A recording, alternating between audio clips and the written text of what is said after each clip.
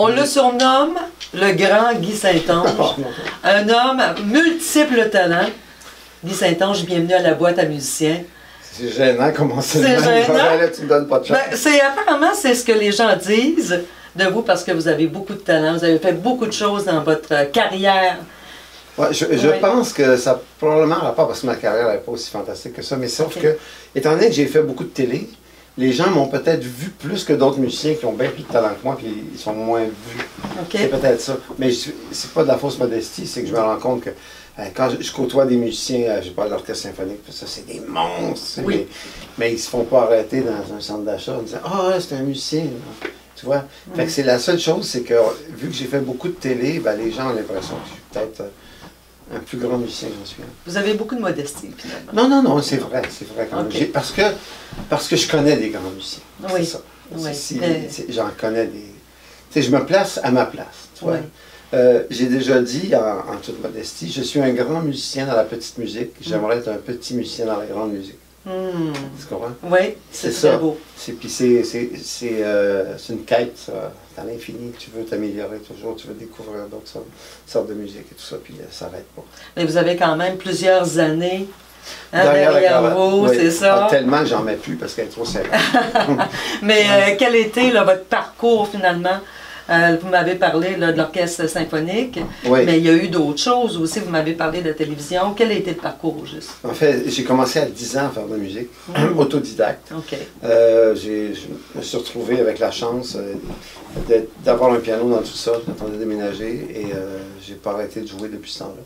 Donc, j'ai 61 ans et j'ai pas commencé à travailler encore. Non! Je joue encore.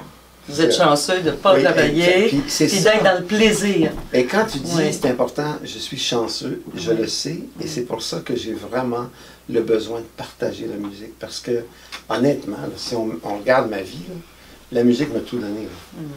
Tout ce que j'ai eu, probablement les rencontres exceptionnelles aussi. J'ai gagné bien ma vie avec la télé. Mais c'est la musique. C'est le fait qu'à 10 ans, je me suis assis à un piano. Et puis j'ai découvert... Je ne savais pas encore, mais j'avais une bonne oreille. Ça aussi, c'est un don. C'est un cadeau. Oui. On ne travaille même pas pour ça, avoir une bonne oreille musicale. Donc, je me suis retrouvé, j'ai eu un cadeau en premier, une bonne oreille. La chance d'avoir un piano, de découvrir ça par moi-même. Et puis, honnêtement, c'est ça. Maintenant, je continue, c'est une passion folle. C'est une passion. Ah, totalement. Donc, vous travaillez avec votre passion, ce qui donne l'impression de ne pas travailler, finalement. C'est toujours un plaisir à chaque jour de pouvoir y participer. Toujours un plaisir. C'est beaucoup de travail, parce que quand on dit on est autodidacte, si on se rend loin dans notre domaine, c'est parce qu'on travaille quand même. Oui, mais tout à fait. On étudie par soi-même, c'est ça que ça fait. Chez vous, durant votre enfance, étiez-vous le seul musicien ou ça fait partie des parents? Dans la famille, mes sœurs ont une bonne oreille, mais personne ne fait de la musique. Mon frère s'est essayé à l'orgue, s'il voit ça, il va tellement rire. Un jour de l'an, je pense qu'il avait joué Les Anges dans nos campagnes. On en parle encore, mais ça, sérieusement, non, c'est pas mal. Seul mon parrain jouait du piano. Il s'est rendu quand même assez loin. Et puis, mon père faisait un petit peu de musique. C'est ce qu'on appelle avoir un don ultime. C'est vraiment un cadeau. Oui, c'est un cadeau.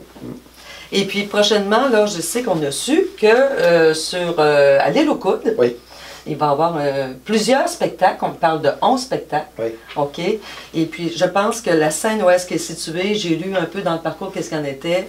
Les gens, c'est situé, la scène avec un coucher de soleil. Oui, on est... Ça va être extraordinaire. On est vraiment au bord du fleuve. Wow. J'appelle ça la mer dans ce temps-là parce que c'est toujours le fun de dire on est sur le bord de la mer, mais c'est salé, hein? Oui. Celui-là, c'est salé. Et c'est magnifique, les couchers de soleil, avec les montagnes de Charlevoix en arrière. Je pense que c'est aussi beau. On pourrait pratiquement inviter les gens à venir s'asseoir, contribution volontaire, puis qu'il n'y ait pas de musique. Tant que c'est beau, honnêtement. Oui. Mais maintenant, c'est ça qu'on fait de beaux spectacles. C'est des spectacles uniques. Oui. C'est pas des. On ne fait pas partie d'un réseau où les artistes vont faire le même spectacle à une vingtaine de salles. À chaque fois que quelqu'un vient ou que j'organise quelque chose, c'est unique pour l'endroit. Donc les gens, je pense que... de toute façon, les gens apprécient beaucoup. Puis ça, je suis content parce que j'ai tellement besoin de leur partager la musique. Puis quand je sens qu'ils apprécient, c'est le fun. C'est le donner au suivant. Oui. Il y a plusieurs artistes qui vont y être. Oui, bon, ça fait 5-6 ans qu'on a le Havre. Et les 4 premières années, je me suis occupé des spectacles du dimanche soir. Jusqu'à l'année passée, ou pour des raisons X, j'ai laissé ça à ma partenaire qui, elle, a fait des spectacles. Et là, je reprends les spectacles.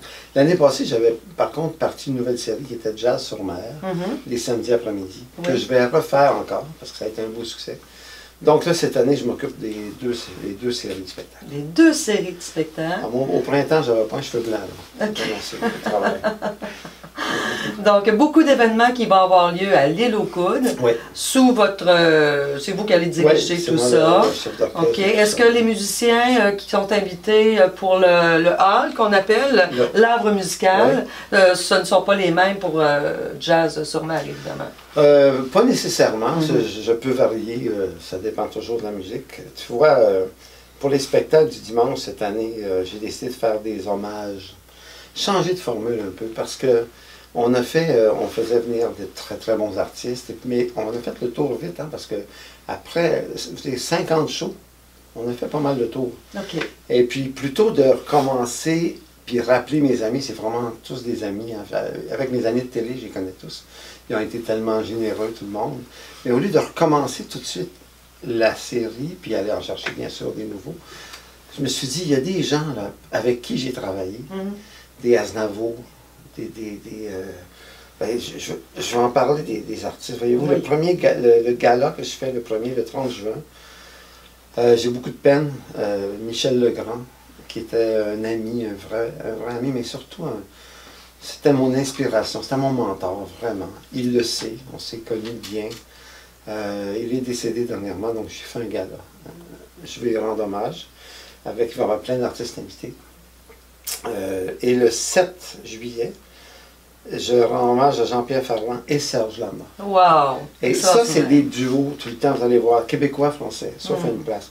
Alors, c'est Jean-Pierre Ferland, Serge Lama. Ce qui est le fun, c'est que, étant donné qu'il va y avoir plein d'artistes invités à chaque spectacle qui vont chanter, ça va être que des succès. Parce que c'est pas, puis j'ai rien contre ça, là, mais j'ai quelqu'un qui arrive, puis un super bon auteur-compositeur qui arrive, qui vient faire un spectacle de 20 chansons. On en connaît 4, 5, 6, 7 peut-être, puis le reste, ben, c'est des belles découvertes.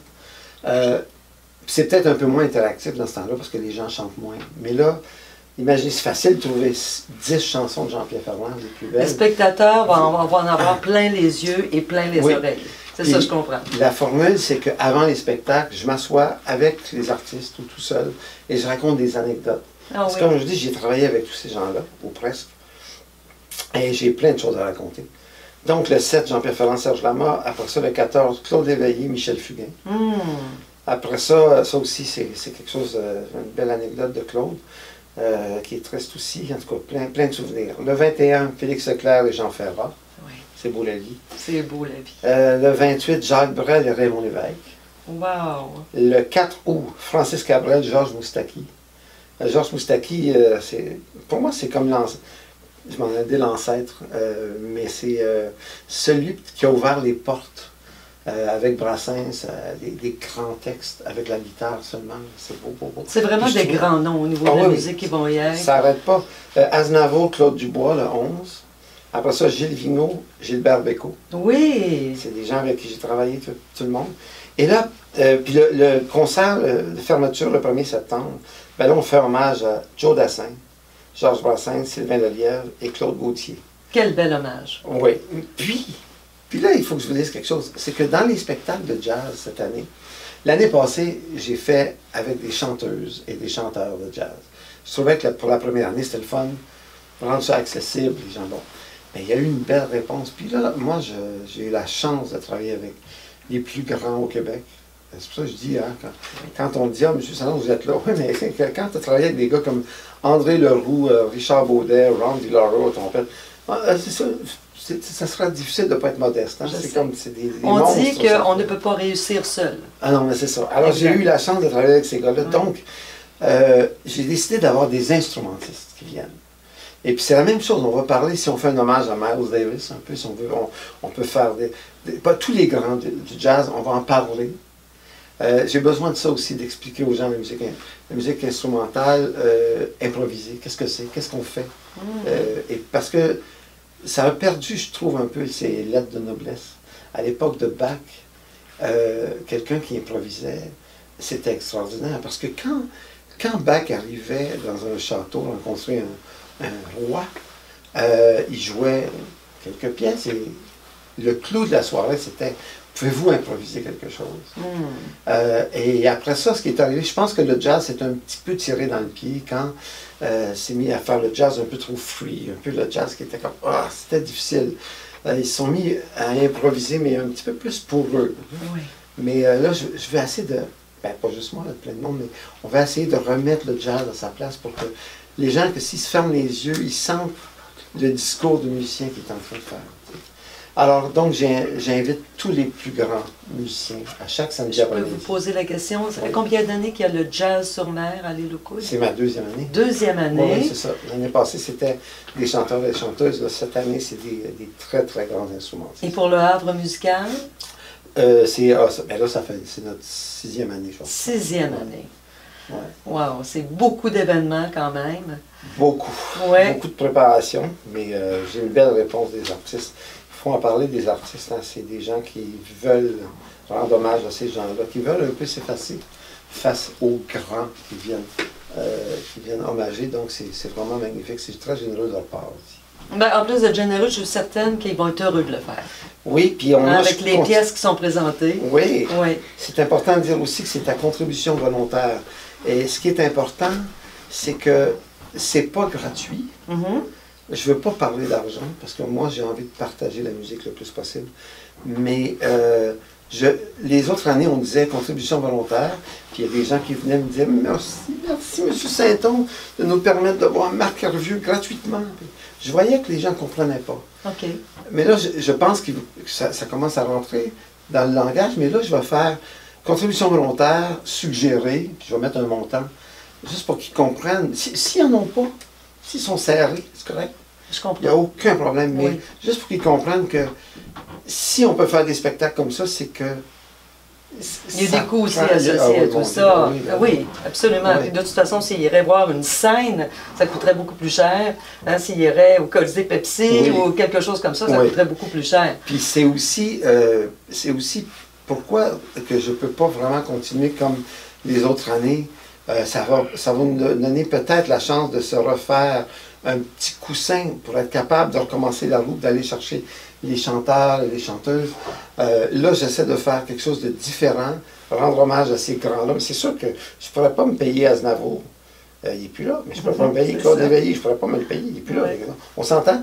C'est des grands noms. Les gens vont avoir leurs plus grandes chansons. Et puis, j'espère que les gens vont venir. Je pense qu'ils vont passer des belles soirées. Leurs chansons vont les faire revivre, en quelque sorte. Ben oui, hein? Ça va être par le public qui va y être, c'est extraordinaire.